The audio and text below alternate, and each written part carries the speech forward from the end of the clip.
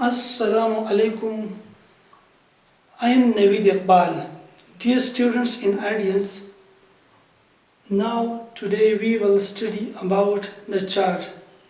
So what does mean the charge? Charge का बुनियादी मतलब क्या है? वैसे अगर आप दुनिया में देखें तो जितना ज़्यादा रोशनी आपको दिखाई देती है तो इसमें चार्ज का एक बुनियादी किरदार है. So what is the charge? By definition, the intrinsic property of fundamental particles, whether it is attract or repel each other, यानी बुनियादी ज़र्रात का ओह कुदरती खसूसियत whether ख़ा it is attract कि चार्जेस कि ये फंडामेंटल पार्टिकल्स ख़ा एक दूसरे को अपनी तरफ खींचे और रिपेल ईच अदर या एक दूसरे को ये क्या कर दे, ये धकेले.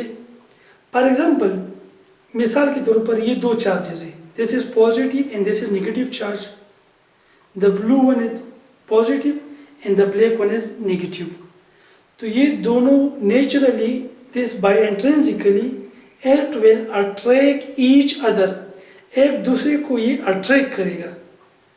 अगर इसी तरह हम इसी को पॉजिटिव कर ले और दूसरे को भी पॉजिटिव कर ले तो नेचुरली ये दोनों एक दूसरे को क्या करेगा, रिपेल करेगा, ये धकेलेगा एक दूसरे को. तो ये क्या हो सकता है इसमें कि similar charges repel each other while opposite charges attract each other. ये प्रॉपर्टी ऑलवेज होगा, हमेशा के लिए इसी तरह रहेगा. जिस वक़्त से ये दुनिया बनी है उसी से लेकर जहाँ तक ये दुनिया कायम रहेगी तो ये प्रॉपर्टी इसी तरह ओबे रहेगा, नेचुरली अल्लाह की तरफ से ये होगा. इसी को हम कहते हैं intrinsic property. So the intrinsic property a fundamental particle whether it is attract और रिपेल ईच अदर. बुनियादी ज़र्रात का ओह खसूसियत जिसके ज़रिए कोई पार्टिकल एक दूसरे को अट्रैक्ट कर दे या क्या कर दे, रिपेल कर दे, रिपेल कर दे, तो इसको हम कहते हैं चार्ज.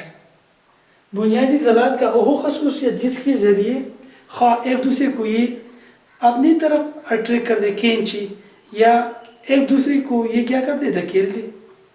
तो धकेलना किस तरह है और खींचना किस तरह है? धकेलना अगर एक दोनों पार्टिकल सिमिलर हो, एक जैसे हो, तो एक दूसरे को ये धकेलेगा, एक दूसरे को ये बर्दाश्त नहीं करेगा.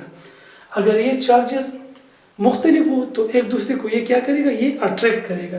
तो इसी को हम कहते हैं चार्ज. आपके इल्म में है कि the unit of the charge is coulomb. क्या है? This is the charge, unit of the charge is coulomb. थोड़ा हम दूर चलते हैं, उसी ज़माने का हम जिक्र करते हैं कि जब चार्ज का दरियाफ्त हुआ, ईजाद हुआ. असल में तो चार्ज का ईजाद और दरियाफ्त, ईजाद तो उस वक़्त से हुआ जब जिस वक़्त अल्लाह ने ये दुनिया बनाई है तो उस वक़्त से ये चार्ज बनाए. लेकिन दरियाफ्त कब हुआ?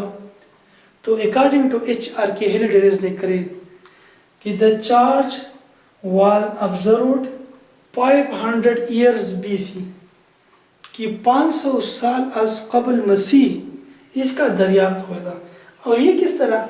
उस वक़्त ग्रीक वालों के साथ एक चीज़ था जिसको वो एम्बर कहता था. Amber was a material. Basically the Greek was examine the particle amber. उसने ये इसको ऑब्जर्व किया और एम्बर से फिर बाद में चार्ज का नाम बना. फिर चार्ज के हवाले से आपको पता है कि चार्ज को बेंजामिन फ्रैंकलिन, एक साइंटिस्ट था, उनका नाम था बेंजामिन फ्रैंकलिन. उसने चार्ज पे एक बुनियादी काम किया था. फिर कूलम आ गया बाद में, उसी के बाद फिर फेराडे आ गया,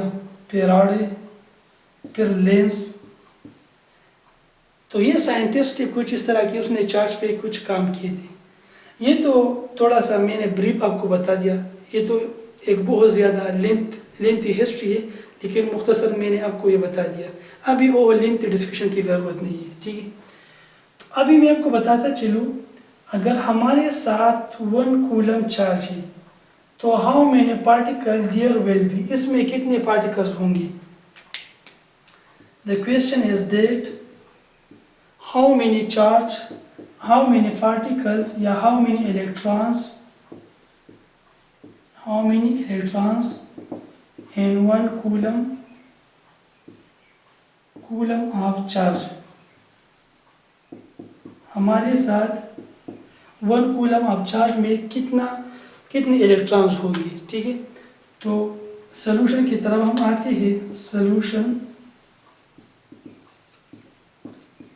ایک فارمولا ہے ہمارے ساتھ, quantization formula Q is equal to ME. Simple ہم اس کو یوز کریں گے اور اس سے ہم ڈیرائیو کریں گے. تو ہم کو کیا پوائنٹ آؤٹ کرنا ہے. دس از دا Q is the charge, N is the number of particles, while E is the elementary particle electrons. تو کتنی نمبر آف الیکٹرانز ہوگی ہم کو n فائنڈ آؤٹ کرنا ہے. یہ والا ٹرم ہم کو فائنڈ آؤٹ کرنا ہے. تو سمپل ہم اس طرح لکھ سکتے ہیں n is equal to Q by E.